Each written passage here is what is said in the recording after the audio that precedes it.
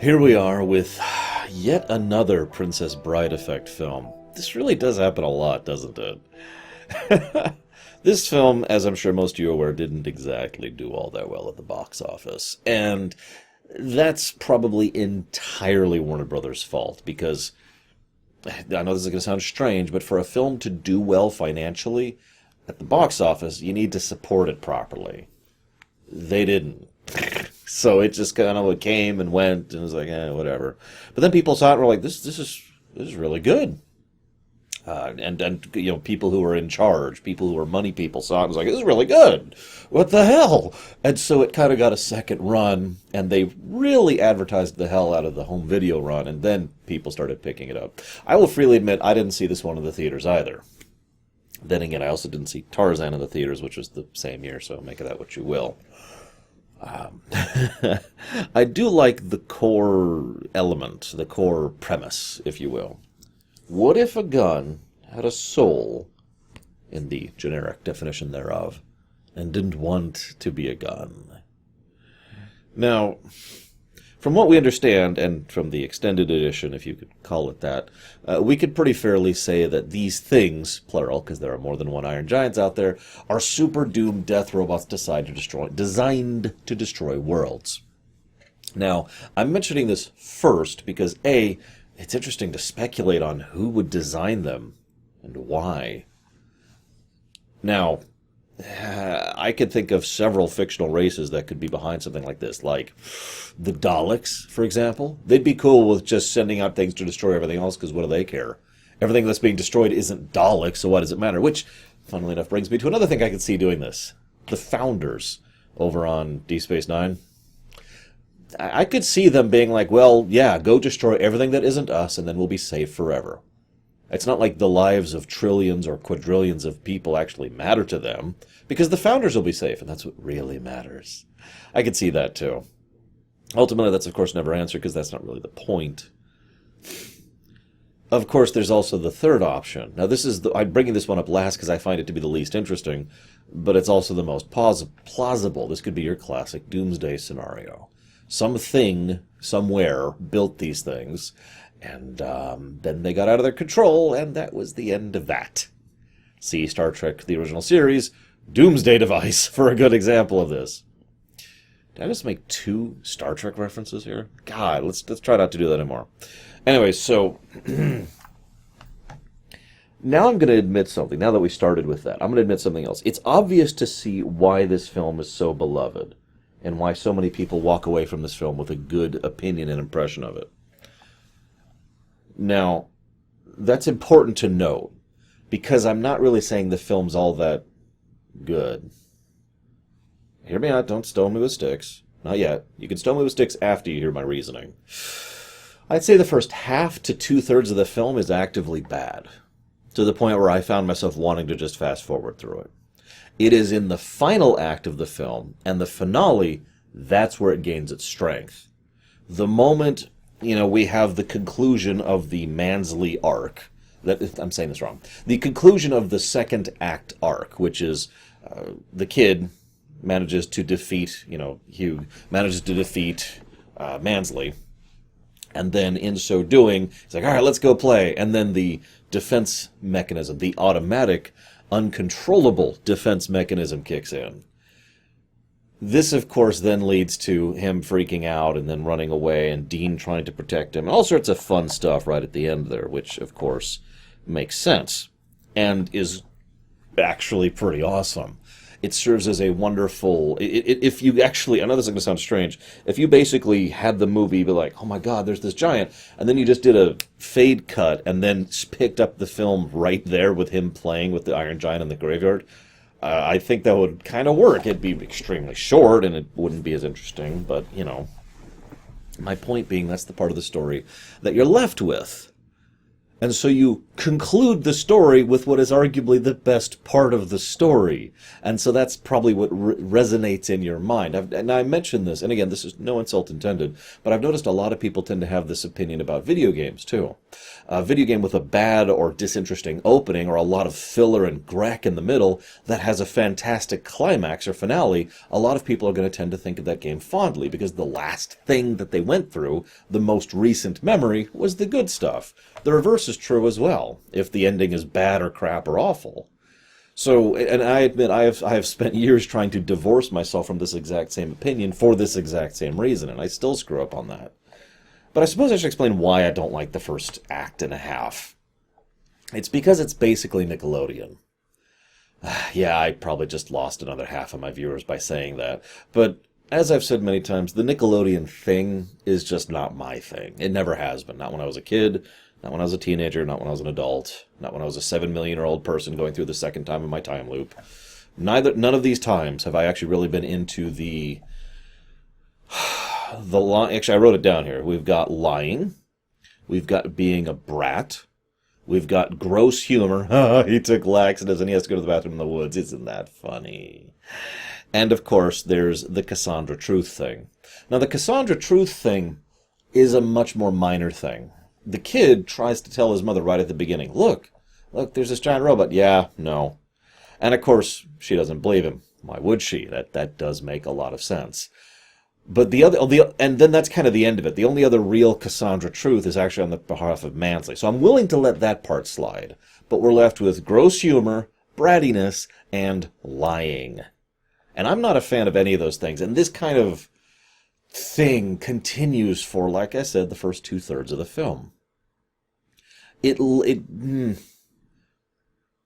trying to think how to properly explain how much it just doesn't work for me.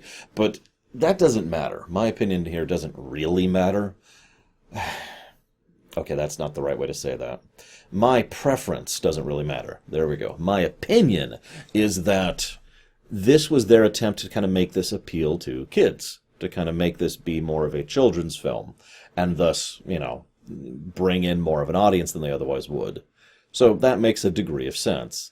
Obviously, it failed miserably, as history has shown, and indeed, what most people talk about in this film is not the kid who's running around and lying and getting into wacky antics. It's the Iron Giant. It's the message. It's Mansley. It's the core elements of the final act of the film, which I've just recited to you. Heck, I have actually seen people who are far more successful and well-known than me on the internet do entire essays discussing the final act of the film. Not the first two parts, just the final part.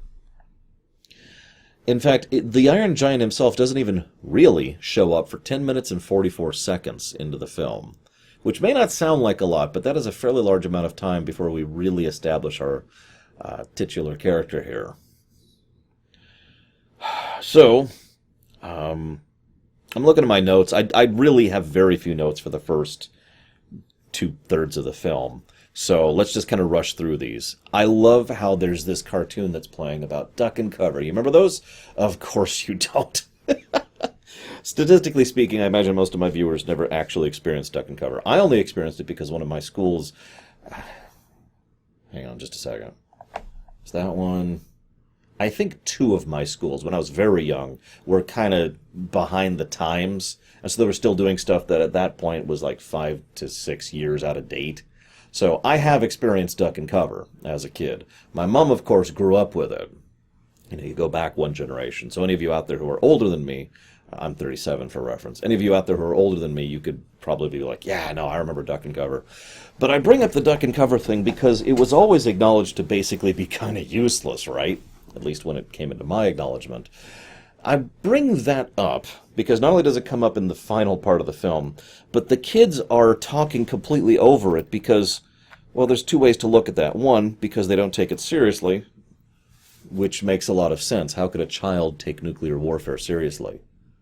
How is that even possible? They don't have the development to understand the consequences of breaking out at night or eating bad food. So the idea of them trying to comprehend something like nuclear warfare is probably not on the list.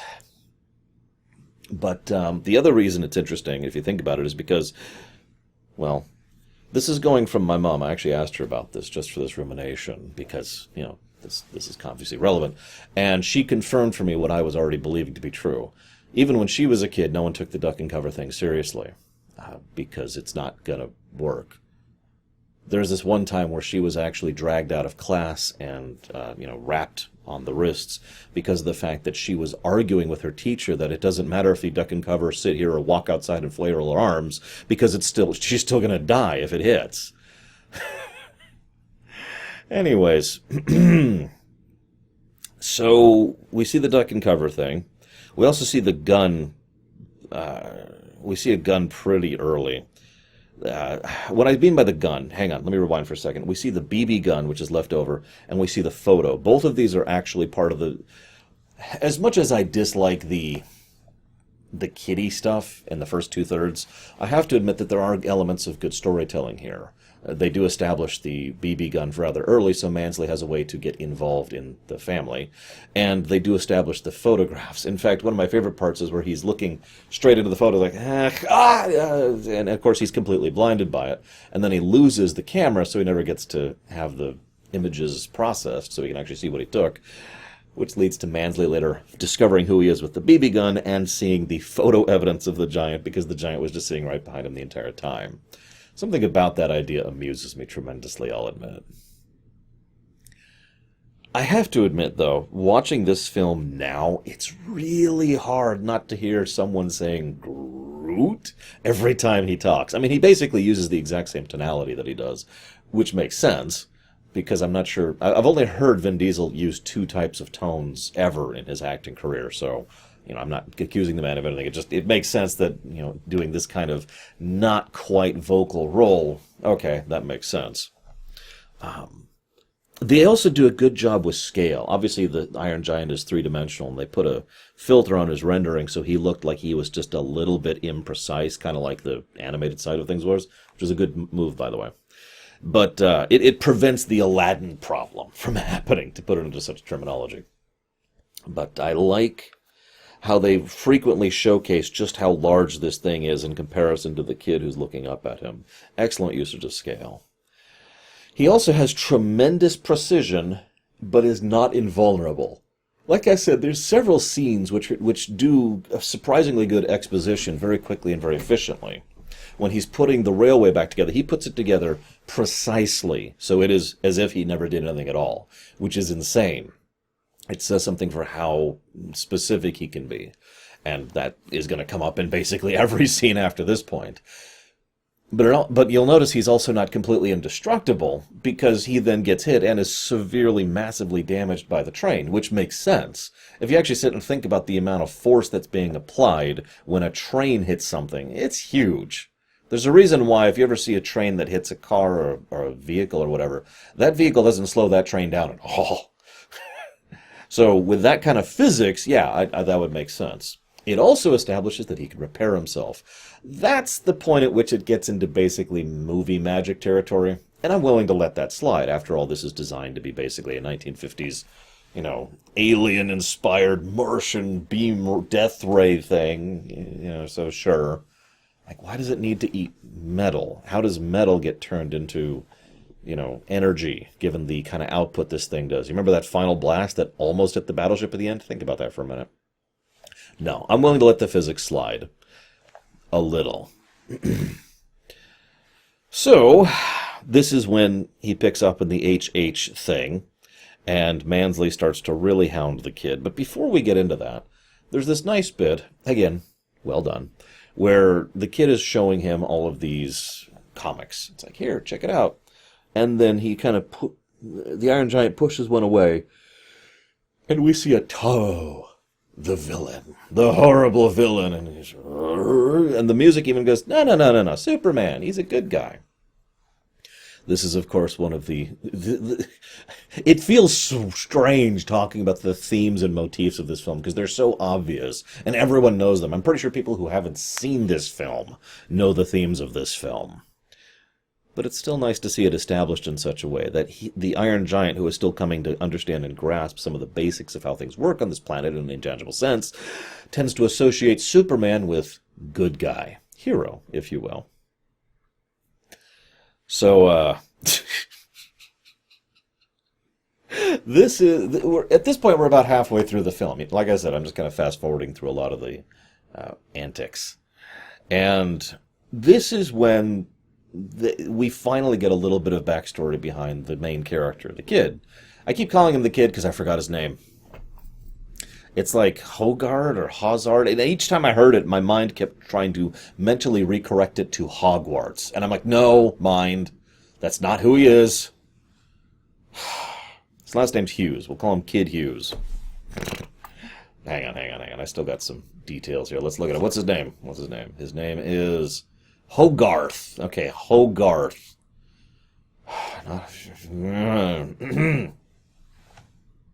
That doesn't even sound like a kid's name. That's the other problem. It just doesn't work right. Hoggy might work, you know.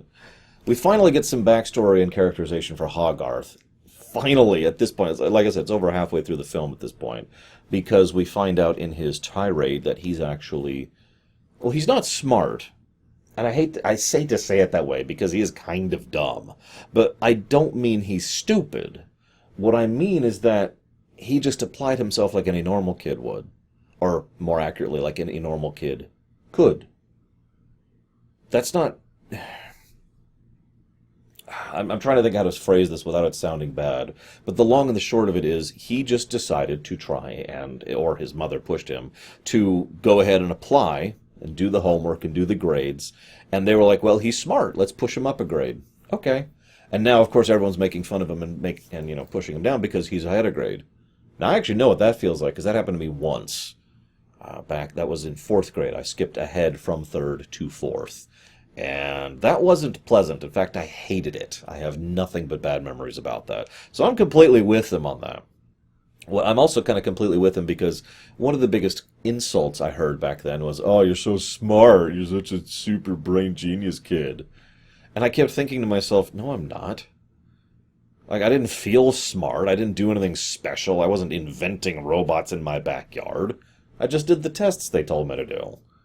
And so I kind of, if you remember, Hogarth in the film actually says if they just did the homework, they'd be able to do it too, and then they could be made fun of by bullies. And I'm sitting there thinking, yeah, nod, just kind of nodding as I'm taking notes here, getting Valvadrix killed, just stuff like that. And this also is interesting, though, because the film has done, as much as I dislike the antics section, the film does a good job of establishing the personality of both Dean and Mansley. You notice I have no problem remembering his name. Dean, in addition to being the guy who is, how do I phrase this, obviously smarter than any of the other adults involved, with the possible exception of the general, but he's also the one who has an immediate protective instinct for others, not just himself. Now, I point that out in distinction because the moment that there's an issue, the moment there's like, oh my God, something's wrong with the kid, this is when he first meets the Iron Giant, not later. The first time he meets the Iron Giant, his first knee-jerk reaction is grab the kid and try to get out of there. Think about that for a second. Now, you might say, well, of course he does. He's a decent human being. And that's my point. One of the greater thematic cores of this work that I don't think many other people talk about is that basically everyone in the film is a decent person, with only one exception. In other words, even most of the people who serve as temporary or ancillary antagonists are still at their hearts decent people. The general is an excellent example of this. The bullies at school are an example of this. You notice they're playing with him in the end, now that they've managed to reconcile. There's no point in time at which anyone, with one exception, is shown to be a legitimately bad human being. They're just normal. There's nothing wrong with normal. Not really. So, this then leads to a montage. And this is, of course, when we start to learn a little bit more about Mansley, the horrible human being, if I didn't make it incredibly clear. Now, for most of the film, he's just been kind of the target of mockery and derision. So when we see him take the laxative chocolate, the response is, ha ha ha. And of course, then he has, some gross humor over the course of the next montage that follows that. However, there's a point where he gives a motive rant to Hogarth. I think that's right. And when he's doing it, he mentions, basically the way he's talking is, I'm trying to think how to phrase this, it's coached in reasonability. It's like when you take a poisonous pill and surround it by a bunch of sugar. And I know that sounds like a weird analogy, but hear me out. Because his overall point is we don't know where that's from, or why it's here, or who made it, or what they were after. That makes it a threat. And you know what? He is 100% right about that. He is. Even ignoring the fact that the Iron Giant very nearly accidentally murdered the kid without meaning to, twice. Even ignoring that very obvious point, even if we didn't know the Iron Giant was a decent thing, we know that because we've been interacting with him as the audience.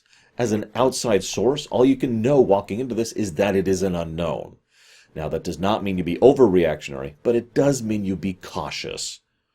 And I'm pointing that out because I want that to be in your mind for later, too. So they find the photo. Oh, yeah. Quick aside. Very nice minor point. It's kind of obvious, but I feel like pointing it out because it was well done. Every single newspaper in the entire film has some kind of doom and gloom plastered all over the news headlines.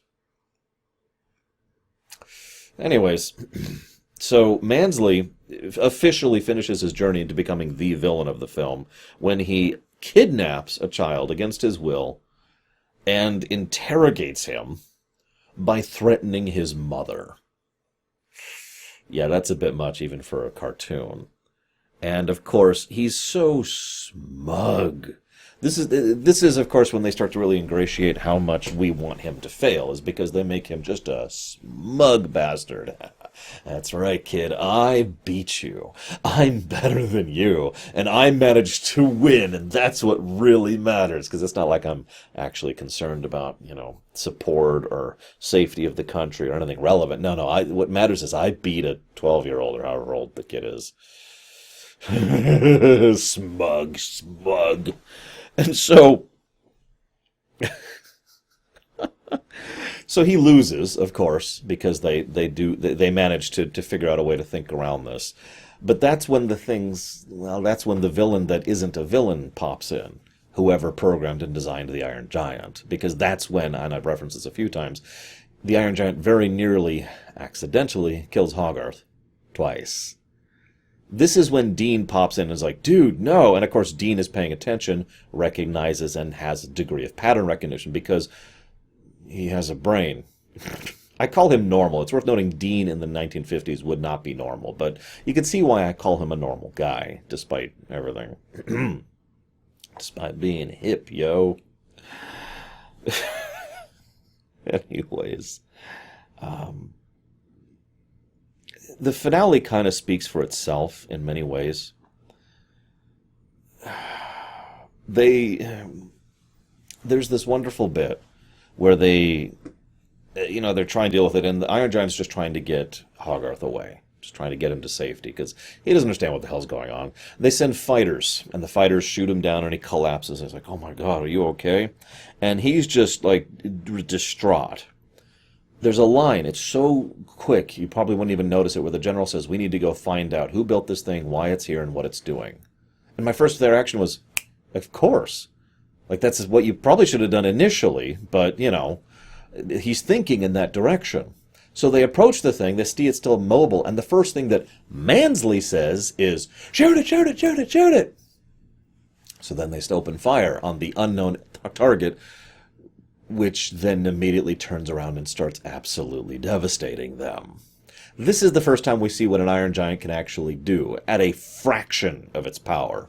I remind you that the only time ever we see an Iron Giant actually going full tilt is when we see it nearly destroy the battleship and several, I don't know, I'd say at least a mile diameter sphere in the process. I wonder how many fish died that day. The Iron Giant just goes nuts on him. And the whole time we see Mansley freaking out and panicking as he's desperately trying to get away. You're probably noticing a bit of a pattern here. They finally get to the point where they're like, okay, we're going to bring in the battleships. Battleship doesn't work. There's only one thing we can do. We need to bring in nukes. You'll notice that Mansley's the one who suggests that, and the general balks at the idea initially, as any good general should at the idea of using nuclear weapons, especially on American soil. I'm sorry, I'm saying that the wrong way. It's not about the fact that it's American, it's about the fact it's their own soil. So what I mean is an American general on American soil. In other words, any good general should balk at the idea of using nukes on their own territory. Moving on. So, they, yeah, they decide to go ahead and pull this whole thing, and the kid... There's a really great bit where the kid manages to reach out to the Iron Giant and be like, look. And the Iron Giant's like, okay. One of my favorite parts is Hogarth, in probably his one true heroic act in the entire film, stands there knowing that he might be about to killed and nevertheless does not flinch away. Now, I want you to remember that. I can already feel the tears starting to come. I'm sorry, the finale of this film's really good. For all of my complaints about the first two-thirds, the finale is really good. The kid is just... He knows that he might be about to die. He doesn't know what that means, of course. He's a child. But he knows that he might be about to be shot dead. And you'll notice he flinches when he tells the Iron Giant to choose. Now that's important, because he's not standing there because he knows with total certainty that the Iron Giant will choose him. He's choosing to stand there without that certainty. You know what that's called? That's called bravery. That's called being afraid and not letting that fear stop you. The fact that he was still afraid, and that fear didn't stop him, that's critical. Remember that. So he's interacting with the Iron Giant, and the Iron Giant chooses him, and they start rushing back, and he's like, no, don't shoot. There's the kid. What? I thought the kid was dead. Oh yeah, I forgot to mention that Mansley lied about it killing a child just to ensure that the military would escalate, because that way he would have the military on his side and not try to kill it. Anyways, so Iron Giant comes back. Dean is trying to talk sense to the general. The general is a decent person, like everyone else in this film, with one exception. So Mansley screeches into the thing, fire, fire, fire. Now, okay, quick aside, I know this is a cartoon, but that's not how that works.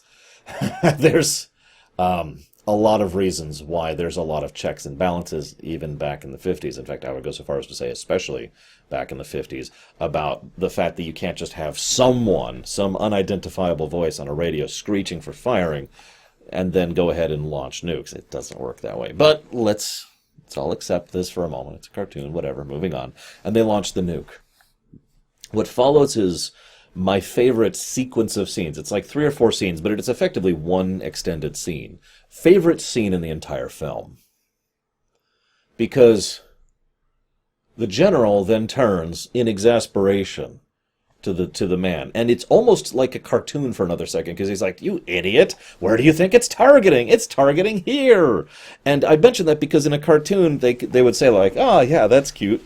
And then the cartoon facade just sort of drops, as all of a sudden you realize that all those people are about to die. And they make that very clear. All attempts at levity, gone. All attempts at facade, gone. All of a sudden it becomes very clear what's happening here. And Mansley says, I forget what it is, but the general says something along the lines of, we're all going to die here. We're all going to stand here and he says it sarcastically, die for our country. And Mansley's like, screw my country, I want to live. And he tries to rush off. That doesn't go very well for him. It's also effectively the last time we see Mansley. His final act is to be afraid and to allow that fear to control him.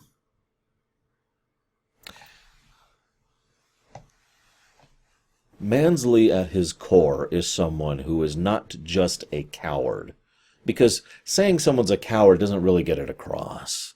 He is someone who is possessed by his fear, to the point where he no longer has the capacity to function as a normal, rational human being.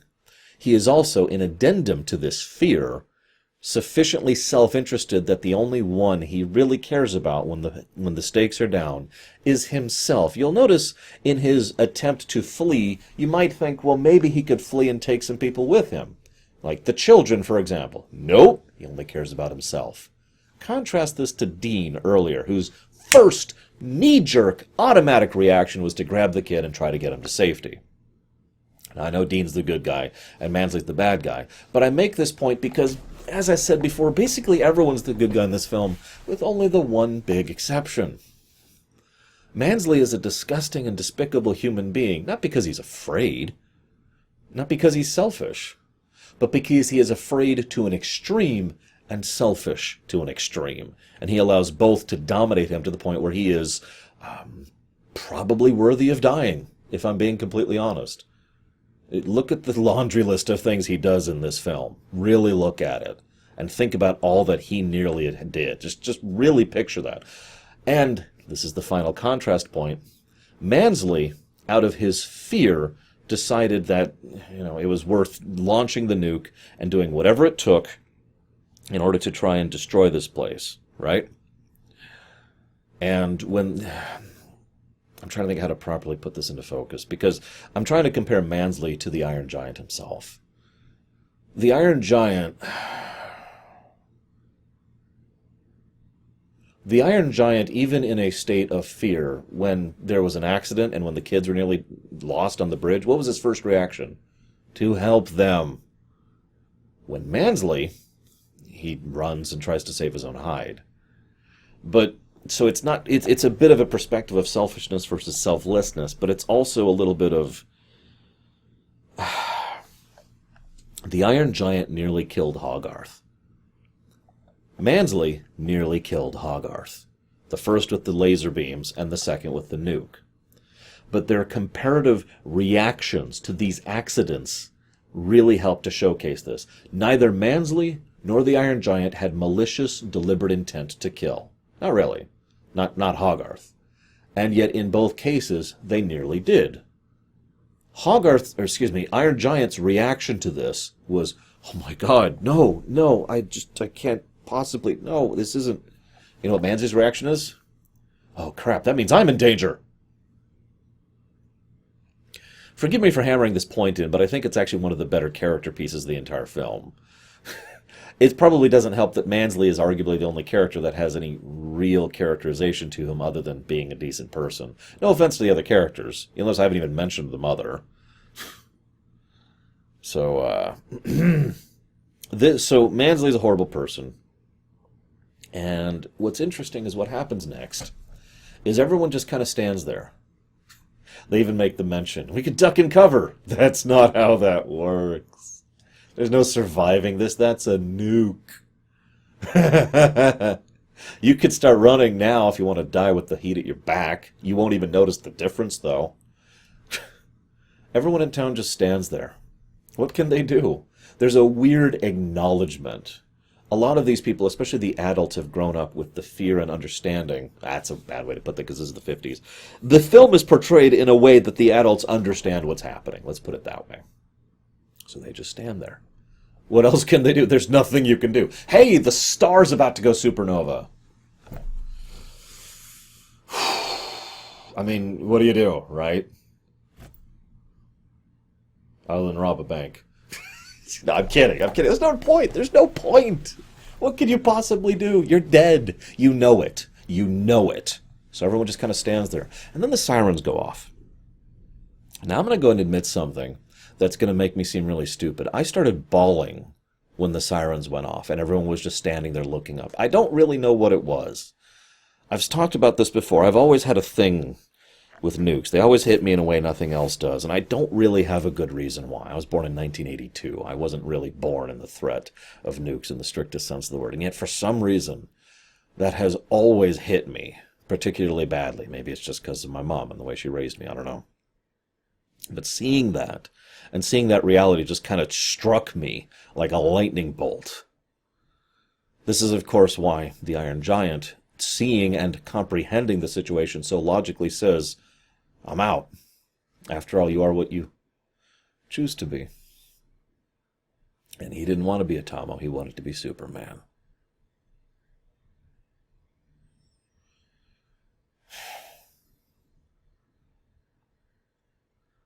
As with most films of this manner, it ends on a light note. Hogarth's life has gotten better. Dean and I can't even remember her name have gotten together. There's the Iron Giant statue. The people venerate him, and the Iron Giant lived. All the parts are still trying to repair each other. Woo! That's good. That's good. Um, Not sure how that's going to work out long term, but whatever, as they say. And I can see why some of the creative talent behind this film would go on to work at Pixar later on, because you can see some of the fingerprints there. You can see some of the hallmarks. And you could see how this, with a little bit of additional time and attention and backing from the studio, could have been one of the best animated films ever. Instead, it is still a really good conclusion to an otherwise forgettable animated film.